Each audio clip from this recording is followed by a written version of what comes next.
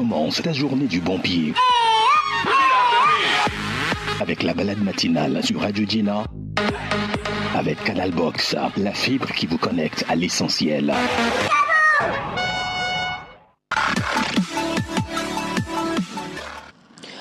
Salut à toutes et à tous, joyeux lundi et glorieuse semaine. J'espère qu'elle a bien démarré cette semaine pour vous. C'est le cas chez nous et c'est un plaisir de vous retrouver pour ce premier numéro de la balade matinale. Nous sommes au lundi 3 novembre 2025. Nous revenons sur le thème de la semaine dernière du lundi passé, à savoir les violences conjugales et leurs conséquences. On en parle aujourd'hui. Beaucoup le vivent sans le savoir. Et nous revenons donc sur ce thème aujourd'hui pour encore plus l'approfondir et revenir aussi sur les conséquences que cela peut avoir sur notre vie future. Moi, c'est Joanita Blavoutry. Je vous installe confortablement, histoire d'installer aussi nos invités et nous vous retrouvons. Je vous souhaite tout ce qui a été demandé par Enam dans cette chanson Libation, que vous puissiez réussir dans tout ce que vous faites sans que l'ennemi ne s'en rende compte. Bienvenue une fois encore dans la balade matinale.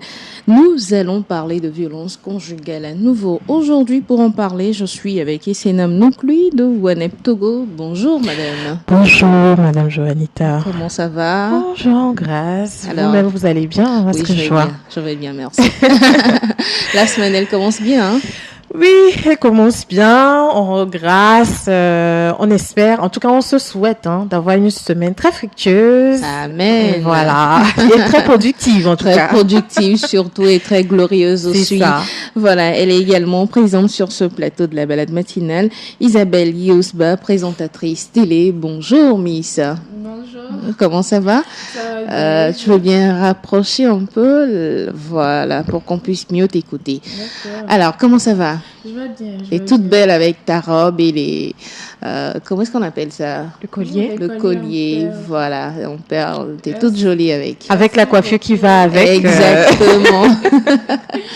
Elle est bien habillée, bien parée, Très, avec ouais. du blanc et un peu de noir. Vous n'êtes pas mal aussi. Merci beaucoup. Bien sûr. Alors, comment a été le week-end? Oh, je dirais un peu mouvementé, mais bon, ça va. Un Donc, peu la fatigant. semaine commence avec beaucoup de fatigue, alors. Bon, en tout cas avec beaucoup de bonne énergie. Donc ça me plaît bien. D'accord, nous aimons bien cette positivité aussi et on va essayer de renvoyer cela à nos auditeurs pendant cette émission. C'est ce que nous vous souhaitons. Quoi qu'il arrive, de garder la positivité parce que vous stressiez ou pas, je pense que ça va pas résoudre le problème. Alors, on garde la positive attitude. Nous allons prendre tout juste un bol de café ou encore de thé pour ce matin parce qu'il n'y aura pas de petit déjeuner. Et nous attaquons tout de suite avec le thème qui nous rassemble. Alors, la semaine dernière, nous avons évoqué les violences conjugales sous toutes ses formes, morales, physiques, financières et j'en passe. On va rappeler juste rapidement ce que nous avons dit la dernière fois afin de rebondir sur les conséquences que cela entraîne sur la vie de tous les jours, sur les couples aujourd'hui, sur même ceux-là qui ne sont pas en couple mais qui vivent toujours ces violences qu'ils ont ou qu'elles ont vécues ayant été enfants. Alors, Essenam, qu'est-ce que nous pouvons rassembler dans tout ce qui a été dit la dernière fois? Alors, je vais faire en quelques mots cette fois-ci. Et simplement, ce que les auditeurs et auditrices doivent retenir, c'est en premier lieu, la violence conjugale, c'est un meurtre qu'on commet sur soi et sur l'autre à petit feu. Ouais. Parce que cela affecte le mental. Ça n'affecte pas que le physique, ça affecte surtout le mental. Ça nous affecte, nous, l'équilibre mental, émotionnel. Ça affecte l'environnement immédiat, ça affecte les enfants et ça affecte la société entière. Oui. Et ce, de la mauvaise manière. Donc, quand vous constatez, vous êtes en couple, vous constatez qu'il y a un début de violence, que ce cycle de violence commence à s'installer, vous devez de vous en aller, vous devez de partir, laisser l'autre se soigner, parce que oui, la personne qui violente l'autre, c'est une personne qui est malade et qui a besoin de soins, et vous devez partir également pour vous sauver et vous reconstruire. C'est très important. Donc, et on a également abordé l'impact que ça a sur les enfants. Oui. Et ce qui amène aussi la reproduction du cycle de violence, parce que les enfants, comme on l'avait dit, qui grandissent dans des foyers violents, ont assez de sang, plus de 80% de chances de reproduire les mêmes violences. Exactement. Et ou de devenir ce que j'ai appelé la dernière fois les victimes parfaites, voilà. Mais des personnes qui vont intérioriser cette violence-là comme étant la norme et dans l'état ou dans la condition de victime. Donc, penser que subir ce genre de violence, c'est ce qui est normal. Voici, en gros, résumé, brossé, c'est que nous avons les points essentiels que nous avons abordés la dernière fois. Isabelle va rajouter à tout ce que Sedam a dit. Bon, pour rajouter, je dirais juste que du côté de la femme, la dernière fois, nous avions parlé que la femme dans la société s'exprime beaucoup plus, alors qu'il y a aussi des hommes qui sont violentés ou bien qui subissent la violence conjugale.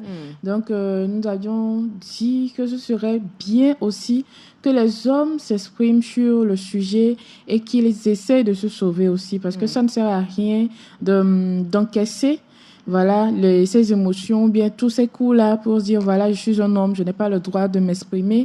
Et après, se détruire donc. Et même étant un homme, il faut s'exprimer sur le sujet et aussi se sauver et aussi sauver la femme en question qui est en position de force. Et il faut noter que la plupart des hommes, leur violence n'est pas forcément physique, mais c'est plus morale et psychologique. Oui, raison pour laquelle ils ont du mal peut-être à extérioriser cela. Oui. Bon, le truc aussi, moi je pense que chez nous, on dit moussou. Ou bien je sais pas comment on dit ça, c'est-à-dire l'homme ne doit pas montrer qu'il est en détresse, l'homme doit juste montrer son côté fort, il ne doit pas montrer que voilà, je ne vais pas bien, voilà, psychologiquement ça ne va pas. Mais est-ce que cela empêche d'aller peut-être en parler à un psychologue ou encore à un pasteur, parce que nous avons beaucoup l'habitude de nous adresser aux hommes de Dieu dans ces cas-là. Est-ce que ça empêche l'homme d'aller vers une personne aguerrie? Oui, dans beaucoup de cas, comme vient de le dire Isabelle, les normes sociaux de genre dont j'ai parlé la dernière fois conditionnent l'individu. Quand on vous a appris depuis la naissance, depuis votre enfance, on a cessé de vous répéter que voici ce que l'homme doit faire. Un homme, ça ne pleure pas, ce qui est ridicule.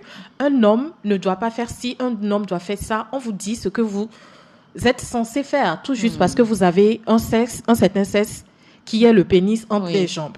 On ne voit pas derrière l'impact négatif que ce qu'on est en train de tirer, d'inculquer à l'individu en face est en train d'avoir sur cette personne-là. Et de ce fait, si la personne est conditionnée, étant donné que la personne est conditionnée de cette manière, ça limite ses actions. C'est comme les femmes aussi, à qui on dit... si ton mari, ça arrive de se disputer, ton mari peut te gifler une fois en passant, ce n'est pas grave, c'est grave. Ce n'est pas normal, cette vision de la chose, ce n'est pas normal, cette manière de voir. Ce qui amène beaucoup de femmes également à ne pas se prononcer, à cacher les violences qu'elles subissent, à se taire d'ici, en se disant que c'est à moi de protéger le foyer, ce qui se passe à la maison, le joie, et surtout aussi la honte. Pour que ressent la victime, alors que ce n'est pas à elle d'avoir honte. Ce que tu subis, ce n'est pas de ta faute, ce n'est pas normal, donc tu dois t'en aller. Donc, c'est pareil. Du coup, quand on revient sur les hommes, avec le conditionnement, ces normes limitantes-là, destructrices, donc qu'on inculque aux hommes, même si cette personne subit cette violence, son premier réflexe ne sera pas d'aller voir quelqu'un et d'en parler. Parce que elle a vu, cet homme, il a vu également le traitement qui est réservé, ne serait-ce qu'à un homme s'il ose pleurer. Le traitement que la société réserve à un homme quand il ne serait-ce que essaie ou démontre de l'affection ou des émotions. C'est à croire que dans notre esprit, les hommes, eux, ils doivent être des robots, ils doivent être des robots, des gens qui ne ressentent pas d'émotions. Alors que ça n'a pas de sens. Si l'émotion nous était inutile, on ne les ressentirait pas. Donc, on n'a pas à réprimer cette partie humaine-là de nous. Donc, voici un peu l'un des facteurs qui empêche ces hommes-là de demander de l'aide et d'extérioriser. Parce que il y a la discrimination, les moqueries. Cette personne subit déjà cette violence-là, psychologique. Donc, aller vers des gens et leur dire que voici, ma femme me martyrise, ma femme me violente. Elle crie sur moi à longueur de journée. Vous allez avoir en face de vous des gens qui sont stéréotypés, mais graves, quoi. Et ils vont commencer par se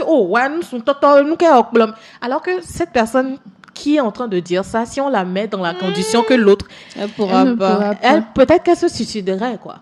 Donc, c'est important que nous revoyions notre manière de fonctionner. Parce que si ça marchait, si c'était aussi génial, si ça portait de merveilleux fruits, je pense pas qu'on serait là aujourd'hui à essayer à en parler pour déconstruire vraiment cette manière de procéder et de vivre et de voir les choses. Je pense que le foyer, à la base, est fait pour, je ne sais pas moi, aller se poser, trouver solution aux problèmes que nous avons dans la société. C'est-à-dire, je vais au boulot, ça ne va pas, il y a du stress, je reviens à la maison au moins. Voilà, je déstresse un peu avant de retrouver encore le quotidien. Et si nous sommes amenés tous les jours à vivre encore ces violences, ces je ne sais quoi dans le foyer, je pense que la vie n'en vaut pas la peine. C'est pour ça d'ailleurs que nous essayons aujourd'hui de faire comprendre que la violence conjugale est très néfaste, que ce soit pour l'homme que pour la femme. Je pense que même cette personne qui envoie la violence à autrui, comme l'a dit Essenam, elle est en train de souffrir de quelque chose. Maintenant, comment amener cette personne-là à se rendre compte que, voilà, ce que tu vis, ce que tu fais, c'est un problème. Voilà, c'est un problème. Comment l'amener à comprendre, en fait? Bon, sur ce pas, moi, je pense que ça doit être un vrai travail à faire de l'autre partenaire, puisque si la personne malade ne sait pas qu'elle est malade, c'est déjà un problème, puisqu'il faut savoir, il faut accepter qu'on est malade avant de pouvoir être guéri de cette maladie-là. Mais si on ne sait pas, c'est difficile. Donc, soit ça sera le travail de l'autre partenaire, mais il arrive aussi que ce soit au-delà des compétences de l'autre partenaire. Donc, c'est dans ce cas-là, Madame Essenam disait, il faut partir, mais quand même peut-être informer l'entourage de cette personne-là et leur dire, voilà, je pense que mon partenaire est malade, donc aidez-le à se reconstruire, à guérir de cette maladie-là. Et peut-être après la guérison, vous pourriez, vous remettre. Mais déjà, pour guérir cette personne aussi, je pense que ça ne sera pas facile, puisque déjà, c'est difficile pour la personne d'accepter qu'elle est malade. Donc, ce sera un travail à faire sur une longue durée, peut-être même sur des années. Donc, c'est après ou bien au fil des années qu'on pourra vraiment voir le résultat ou l'amélioration chez cette personne-là. Sinon, ça ne sera pas quelque chose où on dit, voilà, je pense que tu souffres de quelque chose. Du jour au lendemain, on voit un changement tout de suite. C'est une maladie que la personne a traînée peut-être depuis l'enfance, pendant 20 ans, 25 ans, 30 ans. Donc, ce ne sera pas une chose que tu pourras déconstruire en un an. C'est pas possible. Mais quand même, si la personne accepte, déjà en un an, on peut voir une petite amélioration et ça peut encourager à l'aider à guérir encore plus. Alors, et c'est Nam qui disait qu'il ne faut pas souffrir pour quelqu'un d'autre quand ça ne va pas partir. Est-ce que ce travail dont parle Isabelle là, c'est au conjoint victime de faire le travail? Non, pas du tout. Tout simplement, parce que quand vous êtes dans une relation comme ça, vous n'avez pas de voix. C'est-à-dire que la personne en face ne vous écoute pas. Donc, à quel moment vous allez lui dire, déjà le fait de lui dire que tu es malade, je pense que tu es malade ou que tu as besoin d'aide, peut-être que c'est le jour-là qu'il va te mettre dans l'acide quelque part et puis voilà, ta famille va te chercher, il va dire qu'il ne sait pas où tu es, quoi. Tu n'as pas de voix, cette personne ne te considère pas comme un être qu'il peut écouter, qu'il respecte d'abord parce qu'il ne te respecte pas et qu'il peut écouter. Pour lui, toi, tu ne sers à rien, en fait. Tu es là pour faire ce que lui, il te dit de faire. Donc, ou elle te dit de faire. Tu ne sais... On n'a pas besoin de t'entendre. Par exemple, je disais que si il arrive que la partenaire ou bien le partenaire, c'est-à-dire la victime, sent que c'est au-delà de ses compétences, elle pourrait peut-être informer l'entourage, peut-être les parents, La les famille. amis, le pasteur, par exemple, quelque chose du genre. Oui, je suis d'accord avec ça, mais généralement, la famille dans laquelle sort un individu, cette famille sait le comportement Oui. De qu'a de leur enfant. Ouais. Parce que ce n'est pas une chose qui arrive juste subitement. Non. On sait C'est, d'avance. il y a des signes c'est votre enfant, vous l'avez élevé, vous l'avez vu grandir, vous il y a même connaissez les des parents schémas. qui disent à leur belle-fille ou à leur beau-fils, écoute, il est comme ça, à toi de l'accepter comme il est. Montre-lui de l'amour. Non, elle a trop. Voilà. Ce Ce sont des mots qu'on écoute. Ces personnes savent l'état psychologique de leur enfant, même si pour eux ou pour elles ne font pas directement le lien avec l'instabilité psychologique, mentale. Yes. Parce que, une fois encore, la société a normalisé la violence. Surtout la violence psychologique, c'est tellement banalisé dans nos contrées, dans nos sociétés, que c'est effrayant. Ce n'est pas à la victime de faire ce travail-là, parce qu'elle n'a pas les compétences nécessaires pour faire ce travail. Oui, tu aimes la personne en face, mais une fois que cette personne commence à être violente envers toi, il faut partir. Parce que une fois c'est arrivé, deuxième fois ça arrivera. Là, on parle du cycle de la violence. On a la phase de lune de miel, tout va bien, l'homme est câlin, il est câlineux, attentionné, il fait des cadeaux. Vient le moment de la violence. Mais c'est atroce. Et ensuite, après, vient l'instant de la victimisation et de la culpabilisation mais là, de la victime. On parle de la personne qui est violente. Oui. Mais dans le cas où la personne ne réagit même pas, je prends ces personnes qui... La victime ne réagit pas. Non, c'est-à-dire celui qui emploie la violence. C'est-à-dire, c'est dans un silence total qu'il torture sa victime. Oui, c'est également ça le cycle de la violence dont je parle. N'oubliez pas, je l'ai dit la dernière fois, la violence, quand on parle de violence, elle n'est pas que physique. Elle n'est pas que physique. Donc, il y a également cette phase-là à tous les niveaux, à toutes les échelles. Ça commence par la phase lune de miel, c'est tout câlineux. Après, la violence s'installe. Et c'est violent, vraiment. D'où la violence, même le terme. Ensuite, vient la culpabilisation. C'est toi qui m'as amené à faire ça. C'est toi, pourquoi tu fais ça? Tu sais que je n'aime pas te faire ça. Je n'aime pas te voir dans cet état. Pourquoi tu m'amènes à te faire ça? On pose encore le poids sur la... Toi, tu es violente envers une personne, c'est à elle de s'excuser, c'est de sa faute. Et ensuite, maintenant, on retombe encore dans la phase de lune de miel, où tout est beau, on est attentionné, on fait attention à ce qu'on dit, et ça reprend. C'est un cycle infernal. Si vous ne partez pas dès la première occasion, ça sera compliqué pour vous de partir. Il y a de plus en plus de témoignages. Je suis ravie d'entendre, de voir sur des podcasts. Il y a des vidéos maintenant, plein de vidéos, où des femmes, nos jeunes là, nos congénères qui disent que de nos mamans, elles étaient des femmes fortes, elles ont subi des galères. Quand je lis ce genre de choses, je me demande, ça montre à quel point déjà les enfants qui ont grandi dans ces foyers violents ont normalisé cette violence-là. Parce que pour eux, voir une femme être violentée, subir toutes les atrocités possibles et rester, c'est ça qui est bon. Vous voyez, déjà, vous voyez le danger. C'est une conséquence déjà de la violence conjugale. C'est intériorisé. Donc, je parlais. Pour eux, c'est normal que la personne en face souffre dans un foyer parce que c'est comme ça. Et vous allez, ma mère, elle a subi plus que ça.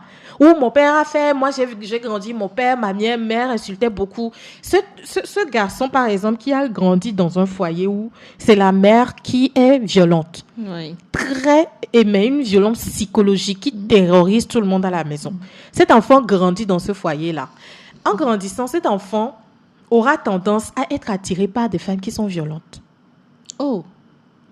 Pourquoi? Normalement, il devrait être repoussé. Il y a des études, malheureusement, je n'ai pas ces études sous la main à vous citer, qui montrent que des enfants ayant grandi dans un foyer où il y a un des partenaires qui est violent, où les deux sont violentes, cet enfant aura tendance à être attiré à l'âge adulte ou dans l'adolescence par ce genre de relation toxique où l'autre abuse de l'autre, où les deux s'abusent mutuellement.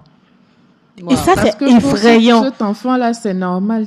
Et il y a également peu qui décident, mais radicalement, cherchent l'opposé. En fait, veulent une personne qui est l'opposé de ce qu'elles ont de vécu. ce qu'elles ont vécu. Oui. Et ces personnes peuvent rester dans ce genre de relation, mais dès qu'elles se sentiront en danger, ne serait-ce qu'un mot de mal placé ou une action de mal faite, mal posée, Oui. elles vont devenir très, très défensives. Elles vont se mettre sur la défense, mais d'une manière extrême, parce qu'il n'y aura pas de milieu.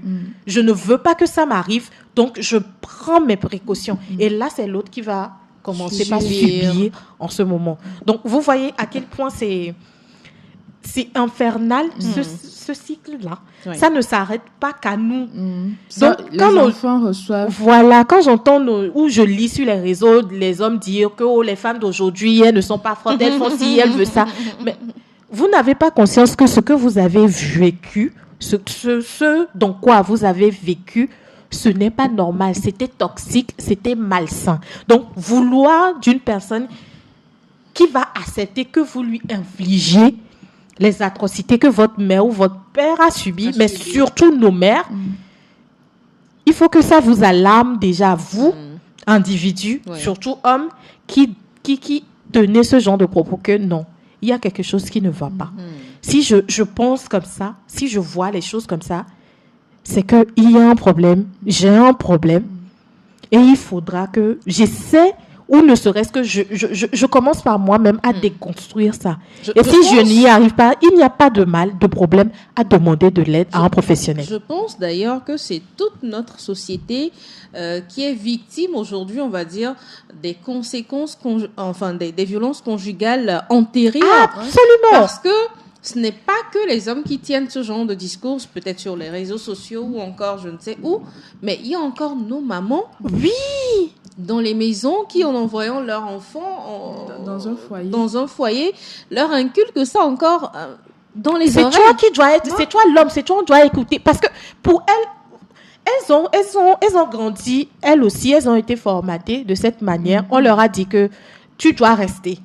C'est comme ça que ça se passe, alors que ce n'est pas normal. Elles ont intériorisé ça et elles ont inculqué ça à leurs enfants. Pour ces individus, c'est ça la norme. Alors que c'est carrément l'opposé. Et on aura tendance à voir ces femmes-là qui vont martyriser leur belle-fille et qui, s'ils voient ou si elles voient que leur belle-fille, par exemple, a plus de voix ou est heureuse, ne serait-ce que heureuse dans son foyer, pour elle, c'est quelque chose qui n'est pas normal. Ouais. Ce n'est pas ça. Dans un foyer, une femme doit... Attention. La passion. Alors, je pense que nous sommes déjà en train de parler des répercussions, donc des violences conjugales sur l'être humain, sur l'homme avec grand H, on va dire. Quels sont les développements par après que cette violence conjugale a sur nous, Isabelle? Bon, moi je pense que déjà la première chose, c'est de perdre confiance en nous. Parce que supposons que l'homme ou la femme est la victime ou a vu voir l'un de ses parents subir pendant longtemps, ça amène l'individu à perdre confiance en lui. Oui. Supposons que c'est la femme et qu'elle a vu sa maman, une fille qui voit sa maman subir, elle perd confiance en elle et déjà elle se dit que je n'ai pas le droit de ci, je n'ai pas le droit de ça et tout. La dernière fois, je parlais du fait que l'homme interdise à la femme de ne pas travailler, du fait que toi, c'est-à-dire ton rôle dans le foyer, c'est de t'occuper des enfants. Des enfants. Cette fille-là, par exemple, quand elle va vouloir avoir une idée de, ne serait-ce que, de projet, elle va commencer par refouler ça et se dire non, je n'ai pas le droit de comment dire, je ne suis pas assez de laisser intelligente, de côté mes enfants, je ne peux pas faire ça. M'occuper de moi. Elle va tout de suite se dire, et si je me lançais dans telle activité, qui va s'occuper de mes enfants, qui va jouer le rôle de maman à la maison, qui va s'occuper de mon mari. Pourtant, normalement, la femme doit comprendre que, ou bien cette fille-là, qui a vu sa mère subir, doit comprendre que ce n'est pas normal et elle doit comprendre qu'elle a le droit de faire, ou bien, comment dire, de travailler normalement si elle le veut, à moins qu'elle-même, elle décide de pas le faire. Voilà. Alors là, ça veut dire qu'elle a peut-être autre chose qui lui permet de s'épanouir. Voilà. Parce qu'une femme qui ne s'occupe que de ses enfants n'est pas... c'est ennuyeux. Voilà, c'est ennuyeux. Non, pas qu'ennuyeux, mais elle ne se sert pas elle-même. Voilà. On n'est pas venu que pour servir les autres. On a du talent. C'est tout ça. Le monde, toute femme a un talent. Oui. Toute femme a quelque chose à donner à la société. Mais dans ce cas de figure-là, la fille en question qui a vu sa maman subir ou bien à qui on dit ne travaille pas étant dans temps, elle perd confiance en elle et pense qu'elle n'a rien à donner, à offrir à la société. Pourtant, elle a du potentiel. Elle pourrait même apporter quelque chose qui va révolutionner le niveau économique de sa société. Pourtant, elle se renferme et dit non, moi je ne suis pas bonne à ci, je ne suis pas bonne à ça. Mon rôle, c'est de faire à manger à la maison, de laver les enfants, ainsi de suite, de bien dresser le drap. Pour elle, c'est ça la femme parfaite. Je pense que nous avons le devoir de déconstruire ces stéréotypes, Voilà. Parce que c'est pas normal. Vous voyez tout ce que les femmes sont capables de faire aujourd'hui. Je sais pas si vous en avez une petite idée. Aujourd'hui, 8 femmes sur 10 révolutionnent le monde. Et là, vous vous dites que non, vous êtes là seulement. La preuve, on est là. Déjà, voilà. Il fut un temps. On est là. Il fut un temps, moi, je pense qu'on n'aurait pas vu 3 femmes comme ça sur un plateau c'est impossible. C'est clair. Impossible. Mais aujourd'hui, on le voit. Aujourd'hui, on voit les femmes dans différents domaines. Oui. La dernière fois, j'ai vu sur une annonce, on formait des femmes à conduire des engins. Oui, des engins lourds. Oui, ça m'a plu et j'ai vu, le témoignage de quelques femmes qui disaient oui, nous avons effectivement suivi la formation et tout. J'étais contente, je me disais voilà, ça vient. Pourtant, il y a quelques années, on aurait dit à la femme non, ça c'est un travail d'homme. Oui. Tu n'as pas le droit de faire ce travail-là. Et la femme se met dans la tête non, moi je ne peux pas faire ça. Et quand vous approchez les formateurs, par exemple, on vous dirait les femmes sont très appliquées, voilà, qui sont concentrées. Elles se tiennent mieux, elles comment dire, elles appliquent mieux ce qu'on leur enseigne. Mais qu'est-ce que tu dis, surtout sur la conduite. Il y a 10 ans, est-ce que vous verrez une femme monter sur une moto et faire zémigeon? C'est pas possible. Il y a 10 ans, est-ce que vous verrez une femme dans un taxi en train de stopper les gens au lit Déjà, quand on la voit, mais on va commencer par se moquer d'elle et dire, bon, qu'est-ce qui t'a plu? Ou bien on va dire, toi, nous sougnons-nous. Voilà. En fait, ça, ça illustre très bien le fait que la société, c'est nous. Elle est constituée de nous. Et la société va dans la direction dans laquelle nous, individus qui sommes dans cette société-là, voulons qu'elle aille. Oui. Voilà. Donc, ce que nous avons inculqué, ou bien la voie que nous avons empruntée par le passé, il n'y a pas de mal à changer de voie quand nous remarquons que non, Ça ne va pas. ça là, la direction qu'on a prise, cette direction ne nous arrange pas. Il y a beaucoup trop de problèmes. Ça nous ralentit au lieu de nous faciliter la tâche pour que nous avancions plus vite. Il n'y a absolument aucun problème à ça. Il n'y a rien de mal. La preuve, en tant qu'être humain que nous sommes, nous changeons d'avis et c'est notre droit de changer d'avis. Je peux décider de boire cette eau aujourd'hui. Demain, je dis, je ne veux plus boire cette eau. Pour X ou Y raison, je préfère si. Et c'est tout à fait normal. Parfois même, ce n'est pas une question de raison, mais c'est juste parce qu'on ne sent plus l'envie de le faire. C'est ça, parce que je n'en ai juste plus envie aussi. Voilà. C'est une raison tout à fait valable. On a cette liberté-là, cette capacité-là de nous améliorer. Donc, améliorons-nous.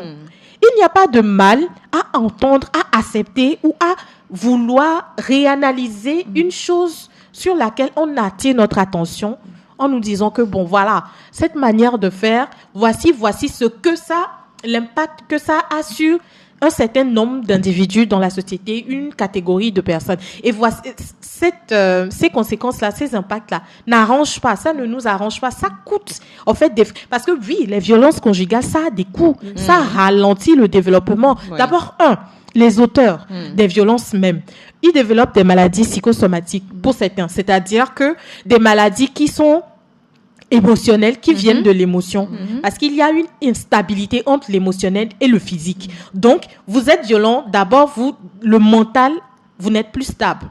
Vous aurez tendance il y a des gens qui auront encore de plus en plus d'anxiété, qui vont développer des maladies cardiovasculaires, alors qu'à la base, ces personnes n'ont pas de facteurs, n'ont pas d'éléments génétiques favorisant cela, mais à force d'être tout le temps en colère, cette personne-là développe ces maladies-là qui rentrent maintenant dans le physique. Oui. Vous augmentez votre tension tout le temps, l'anxiété, le stress. Cette anxiété vous donnera des maux de tête terribles. Vous aurez tendance à avoir assez souvent mal à la tête. Et les enfants, par exemple, sur les enfants qui sont témoins de ces genres de violences, chez les enfants, ça se présente par des maladies, des maux de ventre à répétition, par exemple.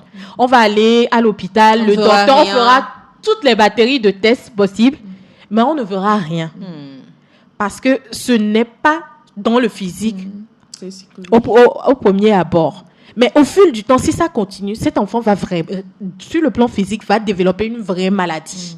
Ça se présentera peut-être par l'ulcère ou on ne saura pas vraiment l'origine. Mais l'origine, ça vient de l'instabilité psychologique. Et ça, c'est un autre malade que vous venez d'engendrer facilement comme ça. Les maladies se développent. Les maux de tête qui n'en finissent pas. Des crises de panique. On n'a pas conscience, ici, on ne prend pas conscience de ça. On n'a pas le réflexe de se demander si ce que cette personne-là, elle n'est pas en train de faire une crise de panique par hasard. Parce que la crise de panique, c'est comme si la personne va mourir, elle suffoque, elle ne respire plus. Chez certains, c'est comme si elle est en train de mourir. Je pense aussi que c'est ce besoin tout le temps d'avoir le contrôle qui fait que lorsqu'une petite situation vous déstabilise, vous vacillez totalement. Cette personne qui est violente a ce besoin irrépressible de contrôle. Oui. Et dès qu'il y a un facteur qui peut être fictif, parce que déjà la personne n'est plus stable dans sa tête. Exactement. Et dès qu'il y a un élément, elle devient paranoïaque. Dès elle observe juste un élément qui déclenche, mais c'est fini. C'est fini. Elle tout son monde est à l'envers. C'est cool. Et pour essayer d'avoir encore ce contrôle, ne serait-ce que de se raccrocher à cette illusion de contrôle dont elle n'a vraiment pas besoin, elle va devenir encore plus violente, ce qui va lui donner encore plus de tension, des maladies cardiaques. De tout ce que vous dites, là, j'ai l'impression que nous tous, d'une manière ou d'une autre, nous vivons une violence, parce que tout le monde voudrait quand même avoir une part de contrôle sur sa vie. Donc oui, c'est normal d'avoir le contrôle, mais c'est bien de lâcher prise. Avoir le contrôle sur sa vie, c'est différent de chercher à avoir le contrôle sur la vie de quelqu'un d'autre. Si vous n'avez pas le contrôle de votre vie, le contrôle sur votre vie, ça ne sert à rien. Mais même sur votre propre vie, à un moment donné, il faut lâcher prise et laisser les choses se faire sur sa vie, parce que vous ne pouvez pas tout contrôler. On ne peut pas tout contrôler. On n'a pas la main mise sur tout. En tout cas, dans ce monde-ci, on n'a pas la main mise sur tout. On ne sait pas comment le lendemain va se présenter, par exemple. Donc, chercher à avoir ce contrôle en permanence, c'est une illusion. Mais on peut avoir le contrôle sur ses habitudes, avoir une discipline de vie. Mais ça, c'est nous. Du moment où vous cherchez à avoir le contrôle sur une autre personne, là, on rentre dans autre chose. À imposer. C'est autre chose carrément. C'est de la domination. On veut avoir l'emprise sur une autre personne. Et ça, on ne cherche jamais à avoir de l'emprise sur une personne pour lui faire du bien. Déjà, même la définition de l'emprise, c'est ça. Vous êtes sur contrôle. Vous n'êtes plus vous-même. Vous devenez une marionnette. Pourquoi une personne qui vous veut du bien va vouloir faire de vous une marionnette? Ça n'a pas de sens. Alors, les répercussions que les violences conjugales entraînent sur les enfants qui y sont exposés sont souvent minimisé, on va dire, dans notre société. Parce que je prends juste un exemple d'un couple où, on va dire que c'est la femme qui est violentée, qui subit des violences conjugales. Souvent, elle n'a pas conscience que ses enfants, à elle, subissent également la même violence. Bon, je pense que généralement, quand on parle de problèmes de couple, on soustrait les enfants. Voilà. On se dit, on pense que ce sont des enfants, déjà ils ne savent pas ce qui se passe. Et pourtant, les enfants observent beaucoup. Même un enfant de 2 ans, de 3 ans, observe déjà le couple de ses parents. Même si, supposons que ses parents se séparent, quand cet enfant-là va grandir, l'enfant-là va toujours garder quelque chose de ses parents étant en couple quand il avait... Cet âge-là. Oui, cet âge-là. Du coup, je pense que c'est justement pour ça. Et Sénam dit qu'il faut partir. Moi, je ne suis pas forcément d'accord qu'on parte déjà. Parce que le problème se présente. Ouais. Il faut essayer quelque chose avant de dire ça ne va pas, je pars. Mais déjà, il faut prendre en considération les enfants puisque l'enfant observe. Et déjà même, l'enfant qui vit dans un foyer où il y a la violence conjugale, parfois, quand vous écoutez les propos de cet enfant-là, vous comprenez que il y a quelque chose qui se passe, c'est-à-dire à travers les propos de l'enfant, le comportement de l'enfant, parmi d'autres enfants déjà, vous savez qu'il y a quelque chose qui se passe dans la famille de cet enfant-là. C'est pour ça il y a parfois des professeurs ou bien, je sais pas, les maîtres d'école ou les maîtresses parfois, même à l'école primaire, on envoie l'enfant appeler ses parents, sa maman ou son papa, on demande les qu'est-ce qui se passe à la maison? Parce que l'enfant développe des comportements. Voilà, des comportements où on ne comprend pas vraiment ce qui se passe. Du coup, on fait appel aux parents pour voir si qu'est-ce qui ne va pas à la maison, puisque forcément, il y a quelque chose qui ne va pas. Peut-être même ça peut agir sur les notes de l'enfant, ça peut agir sur son comportement. Peut-être cet enfant-là violente d'autres enfants. D'autres fois, ce n'est pas forcément physiquement, mais quand vous allez écouter les propos de l'enfant, peut-être l'enfant écoute son père ou sa mère dire quelque chose pour frustrer l'autre partenaire et l'enfant voit que quand je dis ça à une autre personne, ça l'affecte. La personne devient triste. L'enfant se dit, voilà, c'est une bonne chose. C'est-à-dire, je garde ça pour frustrer quelqu'un d'autre ou bien. C'est-à-dire, pour dominer, avoir le contrôle. Pour dominer. Voilà. Du coup, l'enfant, là, à l'école, vous allez voir que l'enfant va commencer par... C'est-à-dire, avoir des comportements. Tenir des propos... Et à moi, des vies donc moi j'ai connu, excuse-moi de t'interrompre, j'ai connu une amie, une camarade on va dire, qui souhaitait carrément que son père décède, qu'il ait un accident ou autre chose, mais qu'il décède parce que elle n'a plus envie qu'il revienne à la maison tout le temps avec violenter sa maman. Voilà. Ouais. Sur ce cas-là, par exemple, ça va jusqu'à rendre certaines filles, je ne vais pas dire qu'elles n'ont pas de cœur ou bien qu'elles n'ont pas de sentiments. Mais ce genre de fille, par exemple, quand elle va grandir, le mariage, ça ne va rien lui dire. Elle va se dire, il y a la descente. Puisqu'elle se dit que si je me marie, je vais subir la même chose. Du coup, elle se dit, non, moi, je n'ai pas besoin de mari. Avec le temps, peut-être, elle va sentir le besoin d'avoir un enfant, mais elle s'en fout carrément du mariage. Elle préfère être heureuse seule, comme elle est. Voilà l'une des conséquences des violences conjugales sur un enfant. Les mécanismes de défense, de protection que développe chaque individu face à ça. J'aimerais que les auditeurs, auditrices et les spectateurs, spectatrices en ligne, qu'on fasse cet exercice-là, si vous voulez bien. Oui. On va fermer les yeux. Je vais vous présenter 2 situations. D'accord? Allons-y. D'accord. Vous êtes dans une maison et vous êtes avec votre papa à la maison. Il est en train de vous aider à faire un dessin. Et vous êtes en train de rire aux éclats parce qu'il est en train de vous faire un peu de chatouille. Et maman ouvre la porte et dit « Salut !» Et là, vous, la petite fille, vous courez, vous allez sauter dans les bras de votre maman. Et votre papa se met à faire une petite danse là parce qu'il est content parce que sa femme vient de rentrer à la maison. Il lui fait un petit baiser et lui demande comment sa journée a été. Et les deux continuent pas à se regarder. Et à toi, la petite fille, les deux sautent sur toi. Ils te font des papouilles, des chatouilles, tu te mets à rigoler, aux éclats. Tu leur demandes d'arrêter. Mais ils refusent, ça leur fait plaisir, vous riez aux éclats. Maintenant, on va changer de décor. Vous êtes à la maison avec votre maman. Elle est en train de faire la lessive. Et vous êtes juste une petite fille, hein, vous êtes à côté. Et elle entend le bruit d'une moto qui arrive. Et là, vous voyez votre mère se décomposer. Elle devient anxieuse. Elle essaie de faire encore plus rapidement la lessive, de sécher. Elle court dans la cuisine pour voir s'il y a quelque chose sur le feu. Elle revient en panique, elle s'assoit. Et vous, vous êtes là, vous la regardez, vous observez. Et vous voyez la personne qui rentre, c'est votre père. Et dès qu'il rentre dans la maison, il dit « Ouais, depuis le matin que toi, tu es là, tu continues de faire ça.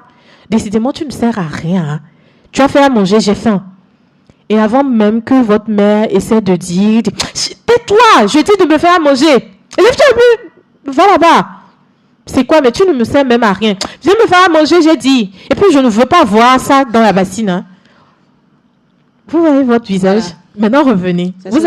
Ça se décompose. Hein. Oui. Quand je parlais de la petite fille, le premier foyer où on vous fait des... Vous étiez toutes souriantes. En fait, vous étiez au paradis, vous voyez. Je ne pas vivre ça, en fait. Et dès que j'ai commencé avec le deuxième décor, votre comportement, tout votre être a changé. Vous êtes décomposé. C'est ça, en fait. Mais la question que moi, j'aimerais vous poser... Chères téléspectatrices et téléspectateurs, webtrices et webteurs, qu'est-ce que vous préférez? Vous, petite fille joyeuse. Vous voulez vivre petite fille ou garçon joyeuse, où les parents... Il y a de la joie, il y a une bonne ambiance. Vous vous sentez en sécurité. Vous êtes capable de faire des blagues à votre papa, faire des fêtes. Il se met à danser. Imaginez votre papa qui se met debout et faire un petit twerk comme ça et qui se met à danser. Vous allez le rejoindre, non? Et chaque jour, c'est comme ça. Hein? Vous préférerez ça ou vous préférerez vivre dans une maison où dès qu'on vous voit, tout le monde a envie de partir? Dès qu'on ne serait-ce qu'on prononce votre nom ou on demande « Votre père est là », tout le monde a envie de disparaître. Wow. Qu'est-ce que vous préférez? Le bonheur, la joie? Ou vous pense que le choix est clair. Hein? La galère. La question ne se pose même pas. Le choix, c'est tout de suite le bonheur. Voilà, c'est le premier foyer. Oui. Ces deux exemples-là, c'est tout ce dont on a parlé depuis la dernière fois jusqu'à aujourd'hui. Je pense que l'exposition des enfants à cette violence conjugale, enfin, la violence conjugale, je vais dire, a plus d'effet sur les enfants indirectement que sur la personne qui subit la violence. Hein. C'est pour ça qu'il ne faut pas... mesdames, surtout là, je vais parler spécialement des femmes parce que c'est dans nos contrées, dans nos communautés, c'est aux femmes qu'on dit ce genre de choses. Quand vous pensez que rester, c'est protéger vos enfants. Non. Nem jouade, nous ka vinyo la trozon. Les kebele ja on a de vieux namdo. Nous ka o la trozon namu. Maman, madame, ko botole funwa et to batole ou vieux. Parce que les enfants, quand ils vous voient malheureux, ils sont malheureux à l'extrême. Bien sûr. Vous ne les protégez pas en restant. Vous les tuez à petit feu. Parce qu'en restant là, ces enfants aussi se meurent. Ces enfants ne sont pas épanouis. Ces enfants grandissant auront une peur pour certains, ne serait-ce que de prendre la parole ou d'exprimer ce qu'il ou elle pense. Vous ne leur faites aucun bien. En tant que mère, vous avez envie, pour certaines, parce que toutes les mères ne sont pas comme ça, vous avez envie de voir vos enfants réussir. Vous avez envie de voir vos enfants s'épanouir, prospérer, avoir de bonnes notes à l'école, trouver un bon emploi, être appréciés par vous, s'aimer eux-mêmes d'abord, apporter quelque chose de bien, produire de bons fruits. Mais dans ces conditions-là, de foyer violent, dans cette violence que vous vivez, vos enfants, vous les tuez. Vous tuez vos enfants.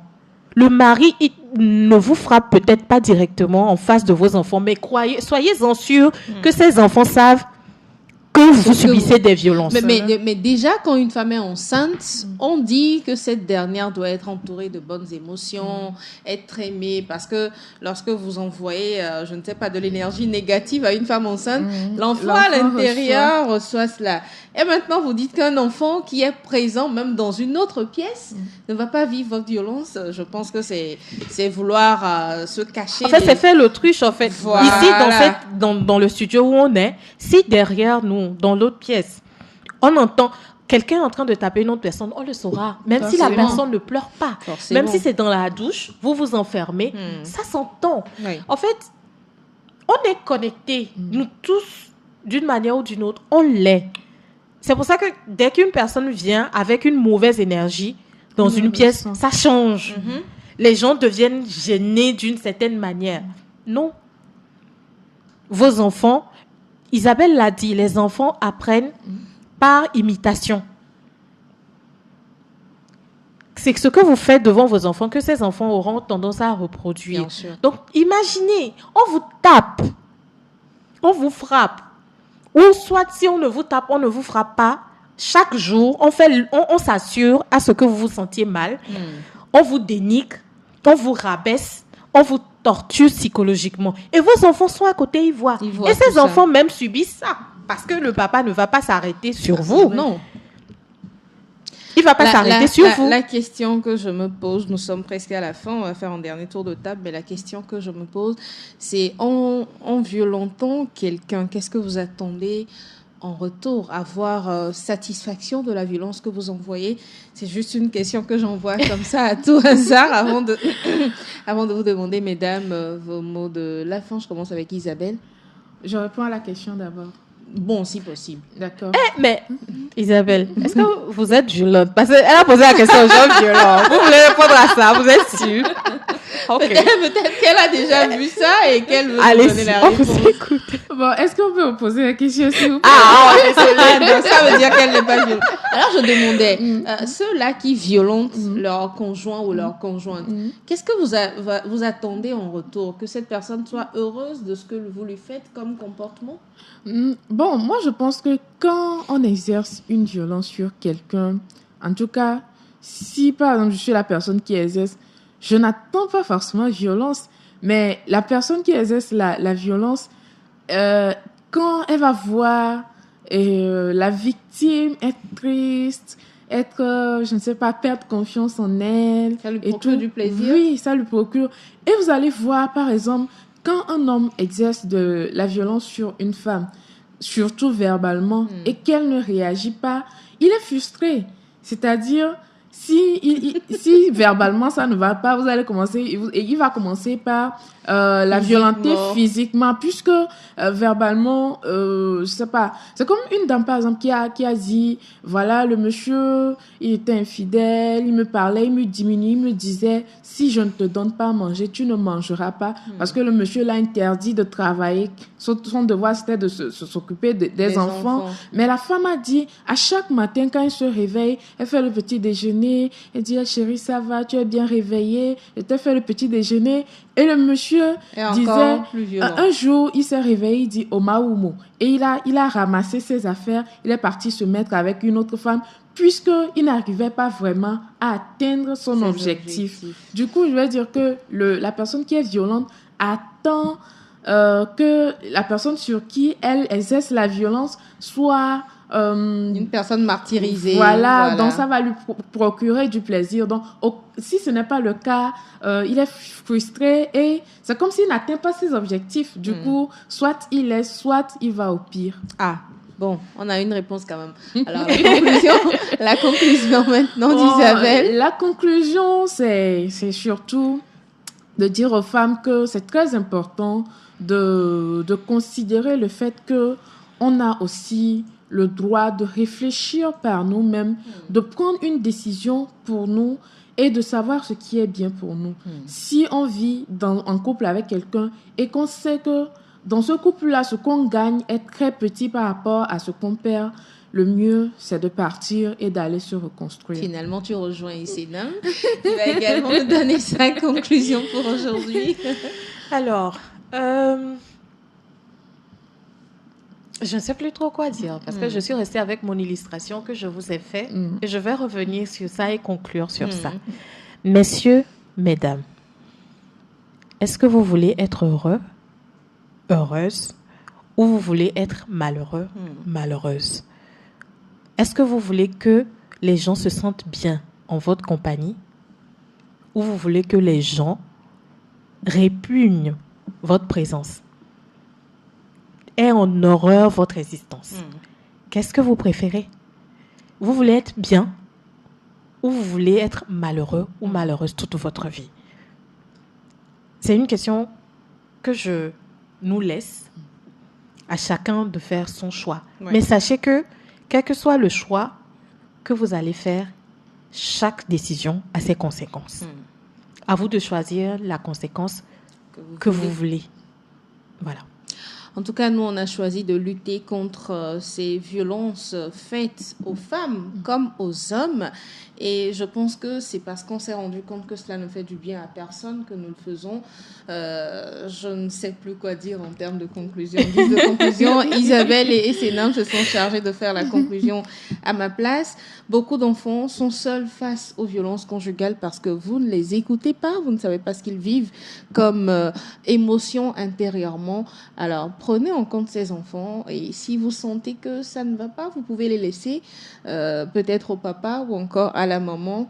Allez vivre votre vie. Quand vous êtes heureux, vos enfants sont heureux. Ça, c'est clair. Mais quand vous souffrez, vous laissez une société tout entière en train de souffrir avec vous.